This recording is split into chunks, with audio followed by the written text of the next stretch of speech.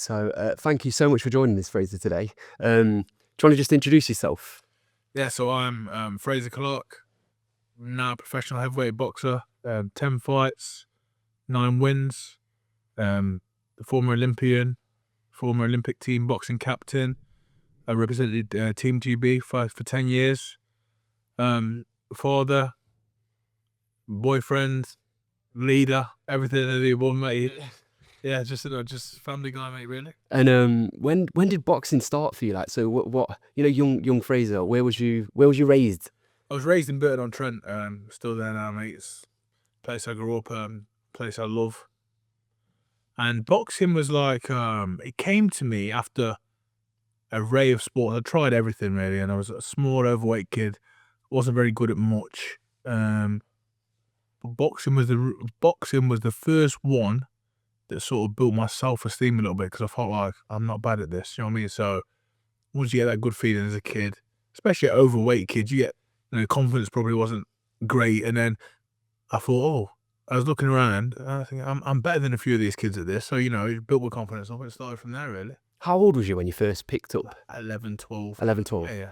So before that, you weren't into any sport or anything? Oh, yeah, I was always, like, with the lads. Football was the big one. Obviously, playing for I think I started probably under 8s, under 9s, all the way through till I was about 18, really. 16, 17, 18. I was never no good at football. It's just a bit of a crap with the lads, really. Do you know what I mean?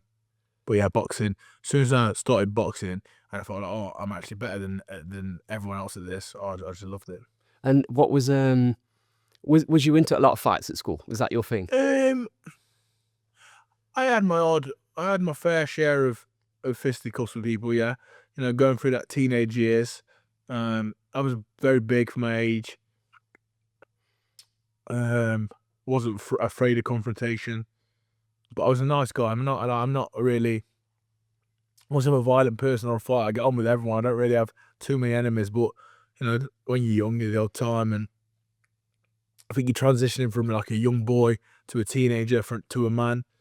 It's certain tests you get and stuff. You start going out. You start finding drink and things like that. So I had my fair share of punch ups, but nothing that I'm really proud of. Just off it's, I think, ego. Growing up with ego, being a big lad, it sort of happens. Yeah, people single you out, sort of thing. Yeah, I had a few issues. Like, I can remember I'd always fight with like the older kids. So I'd be 14, 15 fighting 20, 23, 24-year-old, 30-year-old blokes, So I can remember we was always into going out and partying, pubs and clubs and whatnot. So there's a few years where I had to really just, be careful, because, you hear horror stories, and there's a few times I was involved in a few bad ones, you know what I mean? But again, looking back now and being older, probably just being a twat, just ego, being young and young hothead, young hot-headed, knowing that you can look after yourself. There's probably a few people that see me now on TV and stuff and think I've had a hiding off him, and I always think to myself, well, if I could go back now, I was never a bully. I'll never be going around bullying people, but just going to a few altercations there and there. Yeah. And when did boxing? When did you take it serious? Like, so there's always a point in someone's life where I'm going to take it serious, whatever sport that is. When did you take boxing? I'd say, like, there's a few different stages. So I remember, I think I won my first 5 or 6, like, quite comfortably as a kid. Like, I think I was like 14. I was beating the rest of the kids. I was better than them. And then I tried to play the game, thought I could go out all night, and then box the next day, and I got beat off someone I shouldn't have got beat by. So that was one change. You start realising you can't live on both sides of, you got to do it all or nothing sort of thing. So that was one big learning curve. And then I'd say all my serious times always come after a defeat, because you start thinking, what could I have done better?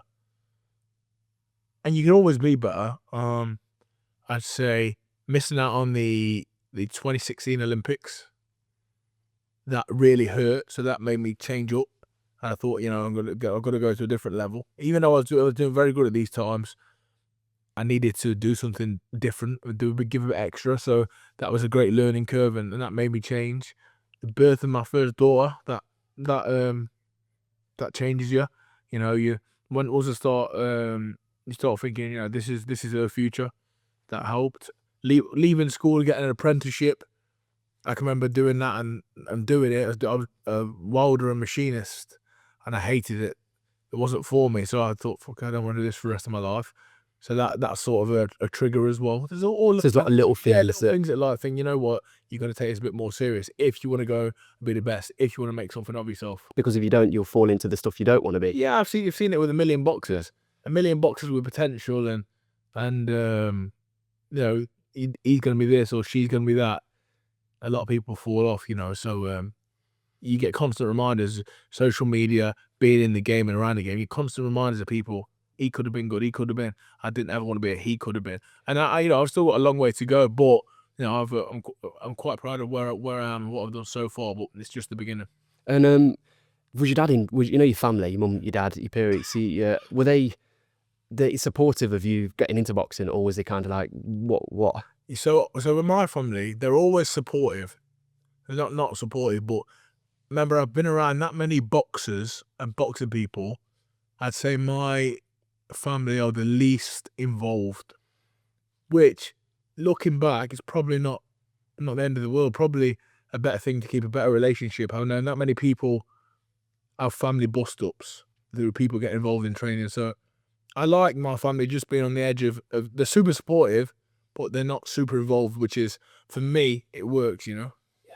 And how many fights did you have as an amateur, going into an amateur? I mean, on box rec, it says that about 87, but I've got loads of I think it was about 100 nearly 150, maybe just over. Yeah, a lot of fights. That's a hell of a lot of fights. So and obviously you learned a lot from each and every one of them fights, I'm guessing. Yeah. So like, well, I was traveling around the world. I had 10 years training from the EIS in Sheffield with Team GB, and I was just very lucky to travel all over the world, you know, everywhere. I mean, that was just the international fight. So if you say 10 years, minimum 10 fights a year, there's 100 fights, and it was usually a lot more than that. So yeah, I just had the best life apprenticeship ever. The people I met, the places I went, the different cultures I've seen, the poverty that I've seen.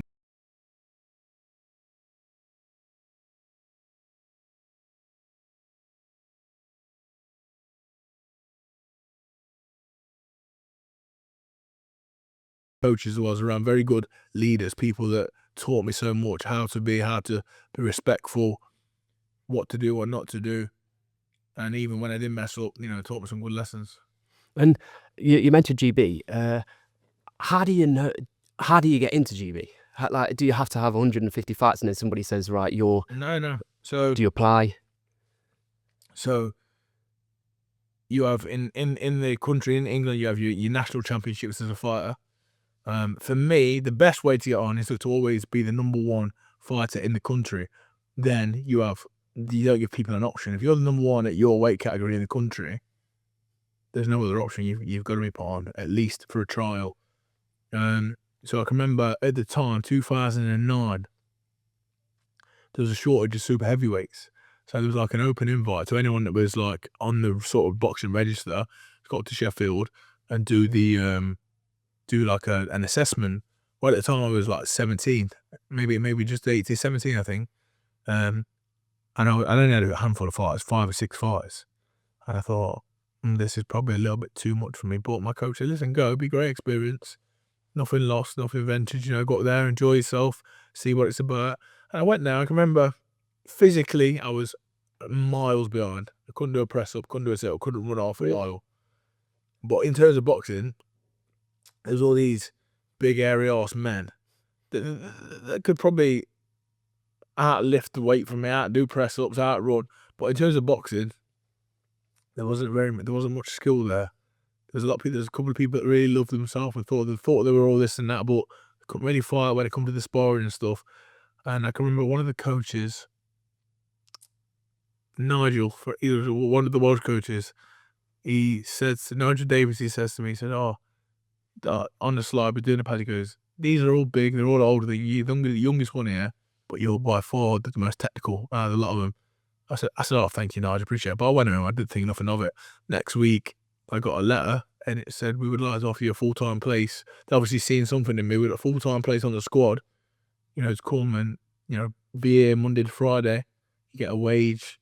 You know, you get your accommodation paid for, travel paid for, stay in a hotel at the time. And we want you to come be part of Team GB, you know, and like a dream come true. But at the same time, I just left school, just had my apprenticeship.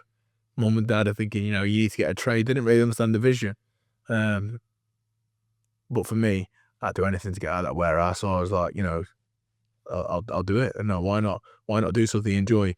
The money wasn't great, but it wasn't about it for me. It's about just doing something I loved every day, improving as a fighter. And then what I didn't realise was the people I'd meet and the places I'd go, it just made it all so worth it. I'm about to say you're Team GB. That's pretty unreal, yeah. amazing to say you're getting paid a wage by team to do what you love, like to be a professional athlete. Yeah, like, it's kind of to say that. It's surreal. It was surreal. No, I don't even think now to this day, you know, there's no one else from where I live end up on that. Probably, I don't think for any sport. And it's people. I probably take it for granted. You know, I don't really walk around and brag about it. But the more I think about it, there's been no one else on there since. You know what I mean? It's quite a big thing. And to stay there for 10 years, like I said, that's not a boxing club. That's an organisation. That's representing your country. People that are staying there for 10 years, unless they've got something about them. Do you know what I mean? Because it's hard as well. It's hard. Every day is hard. It's not easy. You're away from your family. You know, some of the places I've been to, my place, Uzbekistan, Kazakhstan, Deep Dot, Russia, Ukraine, everywhere in Europe. It was like then all around the world. You know, it's crazy. So how hard was that for you to go away at that time? Or was he kind of like, because obviously, like you say, you're young, you want to maybe go out with your friends, you've been offered GB, and you're just getting taken straight there. Was it hard to separate that at that age, would you say? No, I took to it like a duck to water. I love being on track, I love where I'm from, but I was one of them, like, I love going exploring the world, mate, especially a different city.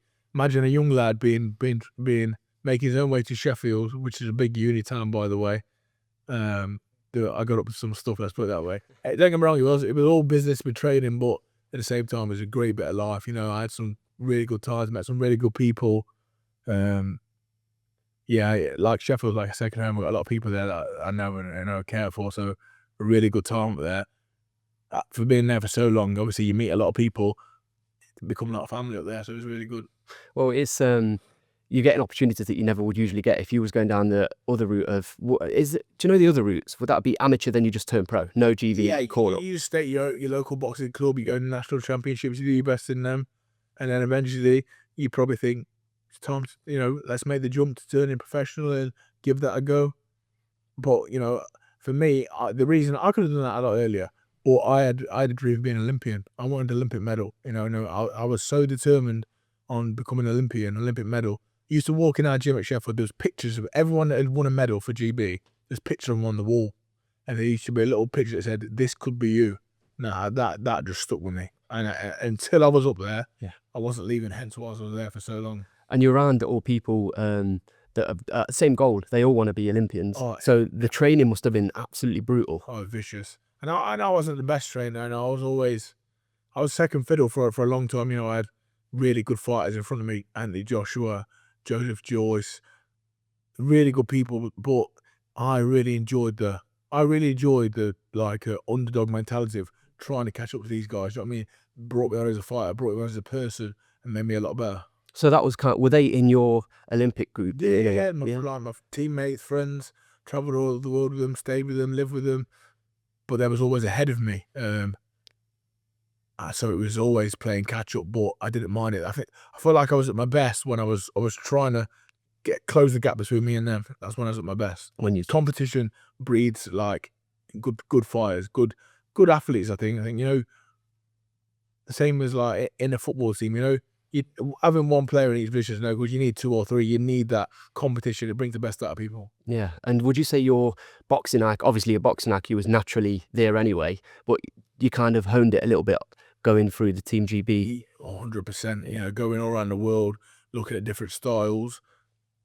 A lot of time with a lot of different coaches would all have different views and different way of thinking, but I take a little bit from everyone. You know, I had some really good coaches, really influential figures in my life that still to this day I probably live off a lot of their like mantras and ways of life. But in terms of the boxing, you know, I've been around some real knowledgeable coaches, and really grateful to them because I feel like I learned so much off them all.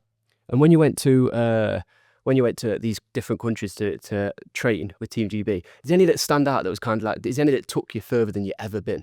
Is there any that was kind of like, I know that I can imagine they're all grueling, but is there any that you like, this was absolutely like crazy work? I don't think you'll meet many more Englishmen that have been to Kazakhstan more times than me. And it was brutal every time. You see you see a different side of living. Uzbekistan was the one time, but Kazakhstan was a regular. Every year we'd go end up in Kazakhstan, America as well. And I'd say, especially Kazakhstan, I'd say the conditions we had, which were compared to what we're used to, basics, the training, the minus 20 degrees weather, no Wi-Fi, just yourself, the lads, pack of cards for 2 weeks at a time. 2 weeks, yeah, I don't know, 2 weeks. Felt like a hell long of time. Every day in the ring with really good fighters, people that you never heard of, but really good fighters. They've come from nothing, and they're fighting for survival.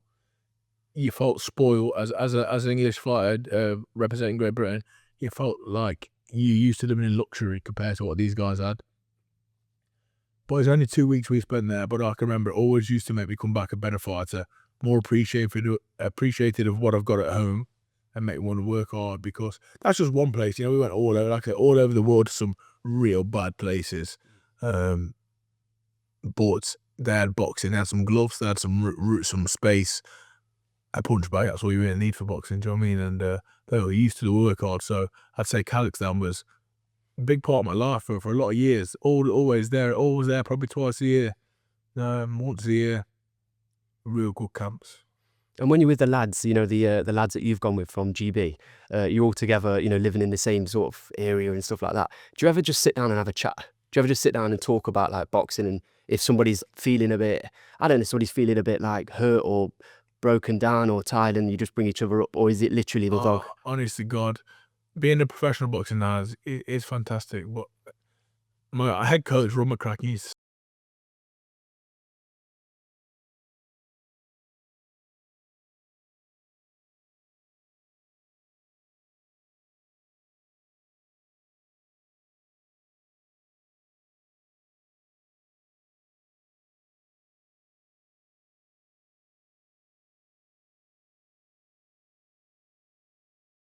crack.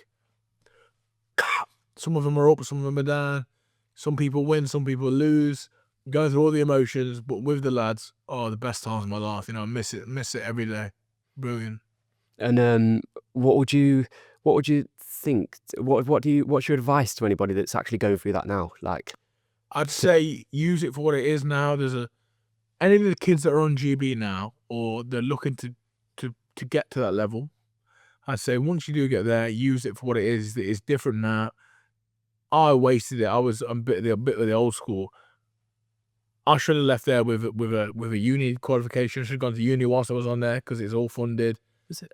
You can get your driving lessons paid for. You can go on any course you want. You can do any course you want, because it's all lottery funded. You can do anything you want. College, university, different qualifications. I would say have a plan B, everyone, because not everyone is going to make a career out of boxing. And that's sad reality, because I'm not saying don't dream. That could be your first dream. But what I'm saying is the clever ones will go there now, and they will have a plan B in their head.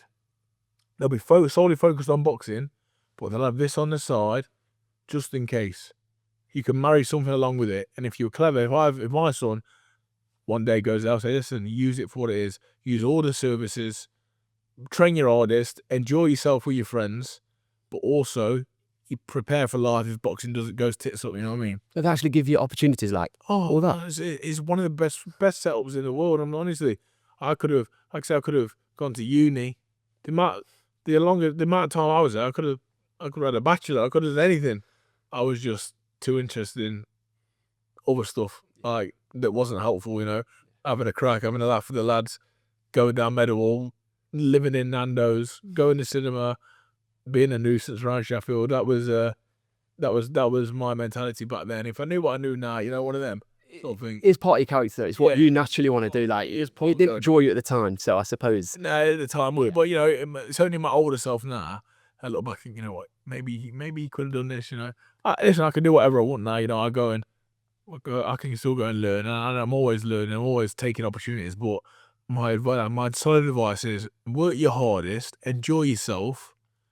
But the ones that are switched on will just think boxing might not pay my bills forever, and that's the reality of it. Yeah. And so talking about yours, you had about, was it 5 or 6 fights amateur, then you went to TGB. Yeah. How many fights did you have in that 10-year period then? Like, into was it? Oh, like I say, Yeah, it was like you're at a different tournament every 6-8 weeks. You Okay. know? different country. Yeah. Some tournaments you have 3 fights, Okay. some 2, some 5, some 6. You know, I've been to so many fights, different styles, win some, lose some, all the time. I've got about 4. You get boxing cards. So every time you have a fight, you write in the card win, lose, draw. I've got about 4 international ones. I'm sure they've got 25 fights in them each. So then plus my national card as well. Yeah. Of just boxing in England. I think I probably had 30 odd in England, plus the gym fights and stuff. Yeah, there's a lot of fights. So, and do you know your diet, is that all taken care of there? So do they, Yeah. or do you just eat what you want? So like, They've got a nutritionist which you work with, Mark Ellison. He's a great guy. He was there for the whole time I was there. Really good guy. He worked for us. He worked for Manchester United as well, so he knew what he was doing. He was a top geezer. It started off when I was there. We used to live in a hotel at first, and then we had a good Olympics, so you get a big chunk of money flowing into the system. We built some flats and some houses, some apartments. So we lived in there. So when I was in a hotel, we used to have, at the EIS in Sheffield, we used to get our food cooked for there, 2 or 3 meals a day. You have your breakfast in the hotel. Then it developed and it went to like meal prep, the meal prep company. So you had a big box of food for yourself, you order every week. And then by the time I left, it was, you had 40 or 50 quid for your week's of food on a Tesco club card. Go in there, get your food. Shit, you have teaching lessons on how to cook your food, how to prep your food. Yeah. Or the nutritional advice as well. So, that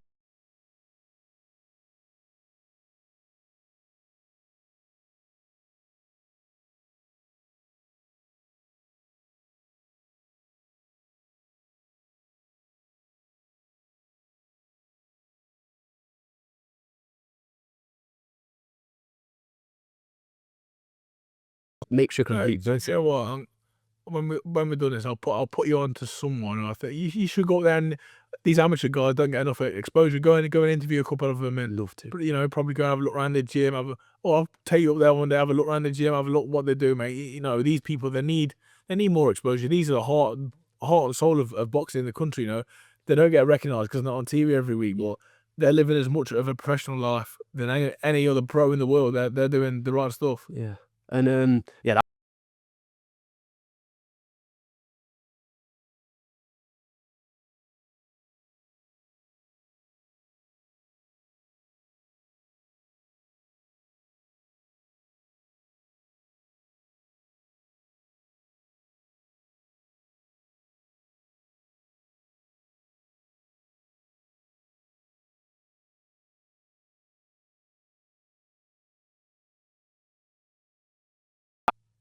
Get there on a Monday afternoon, train.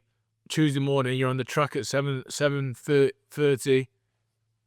Run 10:30 S&C. All 3-4 o'clock sparring. Monday, Tuesday, Wednesday, Thursday off a day. Train at home on your Friday every week. Oh, so hard. I mean, yeah. And intense. Now I'm not talking about tippy tappy. Especially when you get ready for a fight. You do a lot of learning, but some graft. That's really good for you. I can imagine, yeah. I can imagine that there's a lot of. Do you know when you do sparring? Do you have one person, or was it? Did they bring fresh? One or two. You swapping and changing. Yeah. But sparring is ultimately learning. You're not trying to kill each other, even though you do end up like that because everyone's competitive. But yeah, when you're up there, you have all the best kids in the country. So the sparring's top notch. And remember, secretly, even though people won't say, everyone's going for the number 1 spot. So if you're number 2, you're sparring number 1, you're trying to take your head off. But you better believe it, 100%. I was about to say that. There must be a point where in your head you're thinking, I need to, if they get a good shot on you, you need to. You gotta get him twice as long. Yeah, that's Should we go just the straight on? nature of the beast. Yeah. That's what it's mad, because you'll see boxers. You'll see. I've just been sparring now with the guy that trains with my trainer, Ezra Taylor. He's a lot everywhere. He's hitting me hard. I'm hitting him fucking hard back. After we're having a chat, people look at us and think, oh, these are bonkers. But it's just the nature of the beast. You're trying to get one back. You might beat me in a race. You might beat me at dominoes. You might beat me at poker. One thing I can't let you beat me at is a fight. You know what I mean? That's just, it happens, but that's the worst thing. It's that mentality. Yeah, you don't want to lose a fight. I'll lose anything, me, but a fight or. Yeah, because it's deep ingrained in you. It's something that you're known for that. Done it for a long time, Yeah. Like anything, you lose anything. The runs on the track, or whatever. Like, it's all, you want to do your best at it. You want to be competitive. But if I'm gonna lose anything, it can't be a fight. And how do you bounce back when something like that? Do you know something like that happens in sparring, where it's, in your head somebody got the pet? Does that make you just want to train harder? Yeah, like you said. It does your head in for the rest of the day. Sometimes a couple of days. I mean, this is where the sports psychologists are handy, because you have to let it go. There's no win or lose in the gym. Remember that.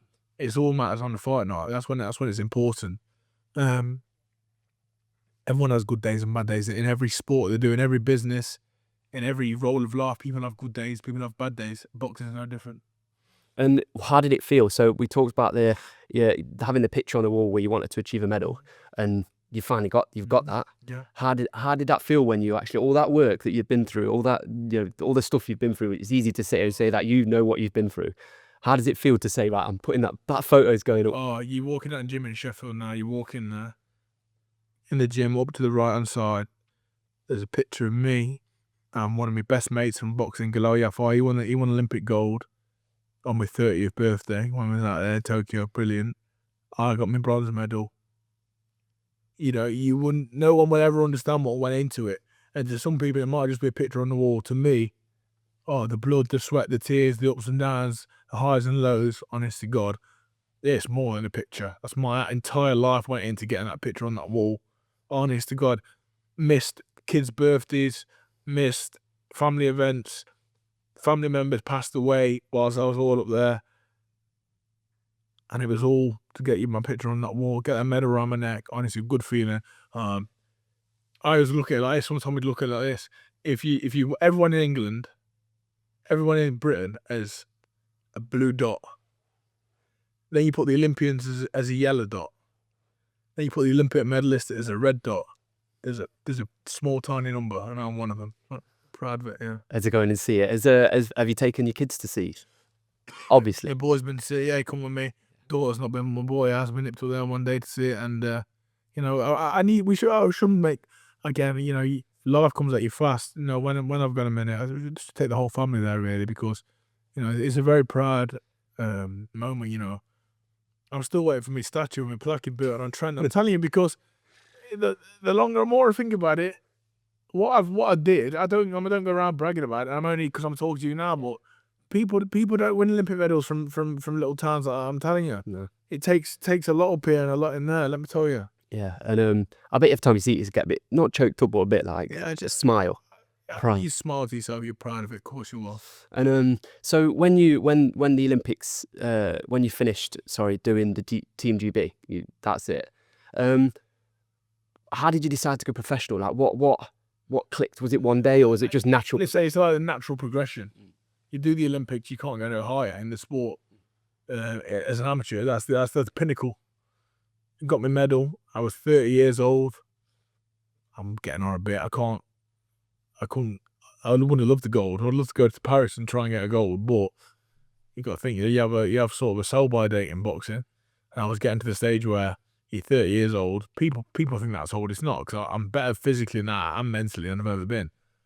The word professional boxing means being a professional boxer. If I'd have turned professional when I was 25, I wasn't a professional person. I was an idiot that used to like going out and having a party and doing other stuff. Yeah. So when I'm 30, I've had a big good days. I mean, I've been in Sheffield. I've been around the world. I've partied with the best of them. I've enjoyed boxing. But now professional boxing means be professional. And I've changed my lifestyle, saying, you know, my lifestyle's a lot different now. So it's just a natural progression. And to be fair, everyone wants to be a pro boxer. Everyone knows about Mike Tyson, Muhammad Ali. They don't know about their Olympic aspirations because they've all had it. Obviously, Muhammad Ali, Olympic gold medalist. Mike Tyson would love to be an Olympian. But everyone sees the glitz, the glam, the TV, and thinks I want to be that one day. And I was no different, but I just know that I wanted an Olympic medal first. So then the opportunity came, and it was time to get down to business. You know, start speaking to promoters and stuff, and you know, with that Olympic medal, and you get pushed to the front of the media because you've got that medal, makes you a commodity, and you know you can start negotiating your boxing deal and stuff. And is amateur boxing different to professional boxing? Yeah. So amateur boxing is 3-minute rounds. Okay. Obviously, bigger gloves, shorts and vests. Professional boxing, we all know, shorts, no vest. Day before weigh-in, small gloves. Championship fights, 12 rounds, 6 rounds, 4 rounds, 10 rounds. It's a lot more brutal. So it's technically more challenging. Because I've heard people say that amateur, you can be bad at amateurs, but good at professional, but good at amateur. But I suppose yeah. I think it's stylistically, you know, you have to adapt. Not all the best amateurs make great pros. I think it is hard to change to the pro side of boxing. I do personally, but it's just a new learning curve. And you know, I'm still learning now, and I'm enjoying learning. I enjoy the fact that it's a new skill, it's a new way of training, it's a new way of being. So I'm enjoying that. What would you say what makes it hard to switch? Just for you, like one. Would you say makes it hard? Rounds. We go from 3 rounds to 12 rounds. So that's the standard. The gloves are smaller and more deadly. Pressure. I'm gonna say the media. Pressure. Oh, you can't do wrong for doing right. I went to the Olympics, you know, and people take this. Oh, I went to the Olympics. Yeah, I'm proud of it. But then you get thrust into this stratosphere of he's an Olympian, so then you have a certain expectation. And if you ain't what's expected to the public, people aren't nice. You know, we're in 2025. So social media is a bad place. It gives every arsehole in the world an opportunity to have a dig at you. And when you're of a certain, not caliber, when you're of a certain place in your life, i.e. me, Sky Sports, TV, oh, he's this, he's that. Oh, it gives everyone the opportunity to have a pop, which I don't mind because that's just sort of the nature of the beast. You know, I'm up in lights, take a shot at me, but don't take a shot at me if you ain't got your own life in order, your own shit in order, because that's often the case. I don't have nothing bad to say about people, and if I do, a lot of the time I think, yeah, I might think it. I don't have to tell people. No, I get nothing out of putting them down. The world now, people sort of get this. Must be some sort of endorphin that they get high off writing something about you and thinking you're going to see it. It's going to give you a bad time. There's some crazy people out there. How do you deal with that? So do you know if that because people judge you in a way? Well, they would have done, I'm sure, and they've never stepped in a boxing themselves. I mean, you can't do anything about it, but does it annoy you a little bit? I mean, one of the best say that opinions are like arseholes, aren't they? Do you know what I mean? We've all got one. But I was bad at it. You know when I first did pro, I was bad. I was taking IP addresses. I was getting people's locations. I was a madman. Wow. I'm a normal kid from normal. You know, if you said that to my face, what you said on the internet, I just punch you straight in the nose, smash you straight in the face, and you won't do it again. You have to learn that you can't go on like that. You know, the day and age we're in, you can't be like that. So, you know, eventually you just learn that it's just opinions, and it's not affecting you. People will say that stuff. Like I say, you know, I've had people say stuff about my kids, all sorts on there. That's a bad place. You just have to get on with it, really, you know. But I do say, and I will say this, you know, the boxing was a small place. And say what you want, but be prepared to back it up. If you've got, you know, usually the hide behind a profile picture, but if you come on there and Frazer's this, Frazer's that, Frazer's kids, Frazer looks like this, Frazer does this, Frazer's shit, and you got your face on there, and you see me at a boxing show or a weigh-in, don't think I won't remember your face, and don't think I won't fucking thrash you, because I absolutely will. And that's wrong. That's wrong. You shouldn't do that. But guess what? That's the person I am. If you're gonna say it to me on the internet, you better be prepared to say it to my face. And if you say it to my face and I don't like what you're saying, or I feel like you got no need to say that to me, then the only response I know, the only way I know is to put this straight through your fucking head. And that's it. And do you ever get, because you're quite a big personality, a lot of people know Frazer Clarke, like on the Sky Sports professional boxing, around boxing. Do you ever get noticed outside? And are people what do people usually say to you? Are they usually quite nice? I want, I'm talking, like what I just said there, you get a few bad eggs, but you get that everywhere, don't you? Of course, yeah. You get that in life. That's just It's a keyboard, isn't it? Most people are on the keyboard, yeah. Majority, I'd say, I'm good with people. People are good with me, I'm not an arsehole, I'm a normal guy. And what you see is what you get. If I don't hear music, you won't see me dancing. I'm just like a very normal person. I've got respect for everyone. Same respect I have for the celebrities, the same respect I have for the people in the room, the cleaners or the waiters, whatever. That's just the person I am. I'd say, on a whole, I feel very respected by boxing fans and public in general. And I'd say that's only because that's what I give back to them. I never say no to a picture. I never say no to you if you wanting to do some sort of interview like this. If I can fit it in and it's not going to hinder me too much, I'll do it. I'm just a normal person. I don't think I'm better than anyone. Frazer Clarke, really and truly, I'm Frazer, a little fat kid from Burton, mate. That's who I am. I'm not nothing special.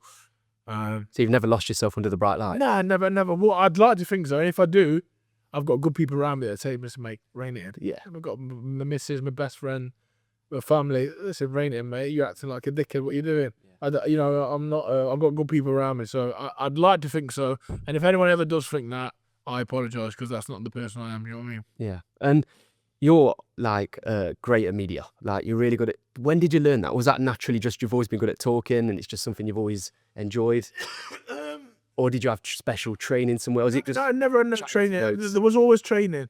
Also, when you were on Team GB, people going to the Olympics, there was always training. I never did it. I never felt like I needed to. I just try and be honest and open. Obviously, with us now here, feels like more like a convo. Obviously, there's a bit of bad language in it and stuff and that, but it's more like, obviously, you start to know your places where you can have the odd profanity. Because I'm not a perfect person. No. I'm just a normal geezer, like I say. But if I'm on live on Sky Sports, you got a bit of decorum about you. You have to speak properly, but I never learnt now. You just have to be off clued up and know the difference between what it is and what it isn't. You know what I mean? Yeah.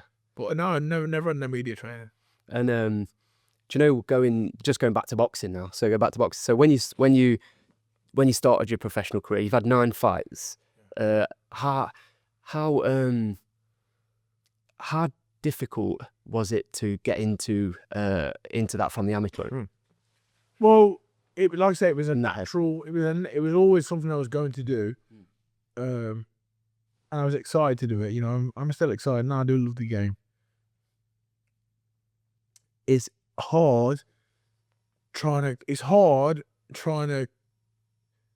One thing you shouldn't do, and I probably did do this for a while. You can't try and please everyone. You got to be true to yourself, very true to yourself, and try and do your best. Don't worry about what everyone else thinks of you. Don't worry about pleasing everyone else. Do your best. But yeah, I had a lot of help with a lot of good people. I've met a lot of good people over the years, so people have put me in the right direction. And I'm very blessed to be boxing. Like I said, I boxed for Boxer, I boxed on Sky Sports.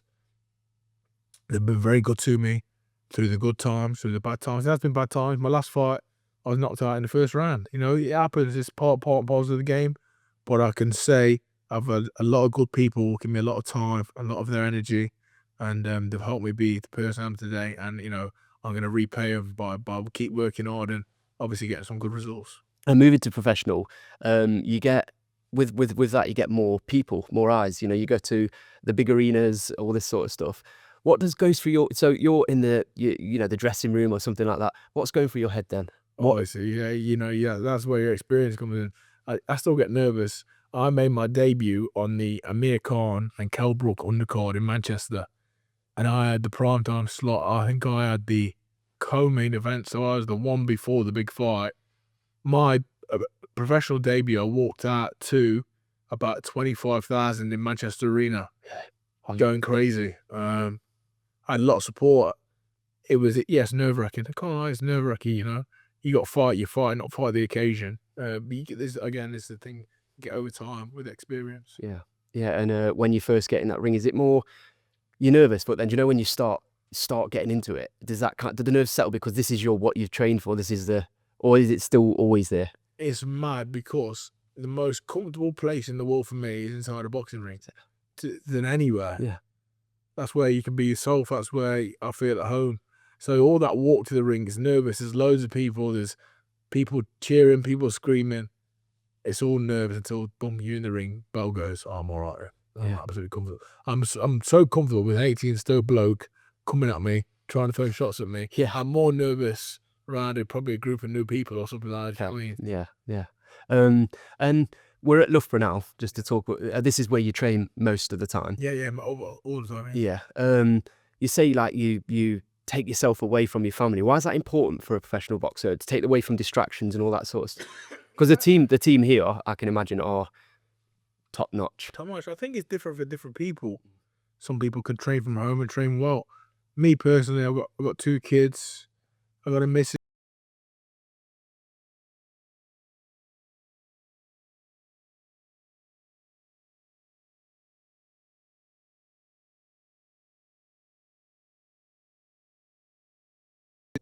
It's taking yourself away. Home comforts are great, but not so much in fighting, I don't believe. I believe being away, being around certain people with a certain mindset can really help you develop and get the mentality and hunger you need for your preparation for your fights. So, no, this is something I'm still searching for. This place is great. I still believe it. I've just been in Riyadh with Joseph Parker team, you know, and I learned a real lot from the way they conduct themselves, the way they carry on, the way they approach camp. I learned an awful lot, you know, so I'm hoping to bring a bit of that into this. And just the solitude, I think, is good, you know, when you're into a fight, because you're going to fight on your own. So, you know, that comfy bed, that comfy pillow might not be too good for you when it gets hard in round 12, you know what I mean? Yeah, and do you think sports psychology has a lot to play? Because boxing is, you've got all your mates, you're having a laugh in the gym, whatever. But when you get in that ring, it's literally you and with a person, like say, big guy coming to just throw leather at you. So yeah, you got to be the best version of yourself. Work to your super strengths. And my psychologist, who I've had for like maybe like 10 years now, Kate from GB Boxing, I still stay in touch with her now. You know, absolute saying, got me through some dark times, got me through a lot of when you question yourself. You know, go back to do what you do best. Tell me what you're good at. No one really tells you. You don't really go tell anyone what you're good at because you just don't do it, do you? No. But, you know, I speak to her and she, you know, lets me know as long as you got a checklist as a boxer. If you've ticked all them boxes and you're going to a fight, no problem. If you've left a couple of them unticked, you're shaking your hand. And then it's kind of in your head, you know, you've not done it. That's when it can become a bit of a, oh God, it's going to be hard work. What's been the most challenging part of your career, Frazer? Would you say one of the most challenging things? I think for me, it was always, and I never felt good enough. Never ever felt good enough. And I think that was always psychologically, because I was a little fatty, and I've never really changed. I'm still not, you know, I'm not a chiseled. People see me and think you're a boxer, you know, I've still got man boobs and a little belly on me. I've always struggled with that a little bit. I did. And then I'd say, so that was a bit psychological, you know. I never felt good enough. Never felt like, oh, I deserve to be where I am. Until you start thinking of the hard work you've put in. And then other than that, let's say, just the expectation becomes quite hard, you know. Being humble is one thing, but then I quite find it quite difficult when, as little kids and people come up to me, people are shocked to see me. People go starstruck when they see me sometimes. People shake when they see me. And I can never get my head around it because I tell people, oh, please. You know, I'm a very normal person. I've got on a bus before. I've seen older men stand up and say, oh, Frazer, sit down, champ. So, no, mate, no, don't be daft, you know. people would do anything for me. You know, it's really nice, but at the same time, it's a hard thing to navigate. Do you know what I mean? I think it's because, like, even for me, I remember watching you the first fight with Wardley, and I was up in the nosebleeds, and it was electric. It was honestly, it was amazing atmosphere. And to now sit down with you, it is a bit like surreal in a way to sit down and see. You know, I saw you from up there. I mean, sitting next to you now, you're huge. It's up in the nosebleeds. You're just two little Matchbox characters just going, but it was just. Like I say, you know, when you're just a normal person. And people say this to me, you're too much the other way, you're too humble, like. But I can't never force it. I can't be something I'm not. Do you know what I mean? Like, Staying true to yourself. I'd say I'm normal. I'm probably a little bit funky in my own head, in my own way, but I'm just a proper normal person. And when people in media interviews and stuff like that, and like face-offs and stuff, try to get into your head, is that something that you speak to your sports psychologist about, and you just think about yourself, or is that just naturally deal with, like, because it's two people having a scrap? Again,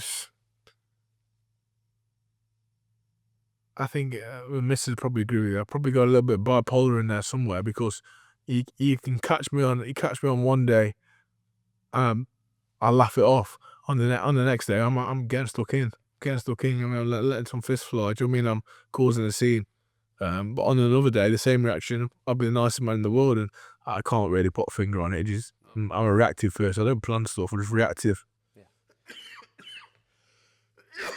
Sorry, man. No, it's good. And you mentioned, so like the last fight, obviously didn't go the way you wanted it to go. No. That happens in life. So what in your head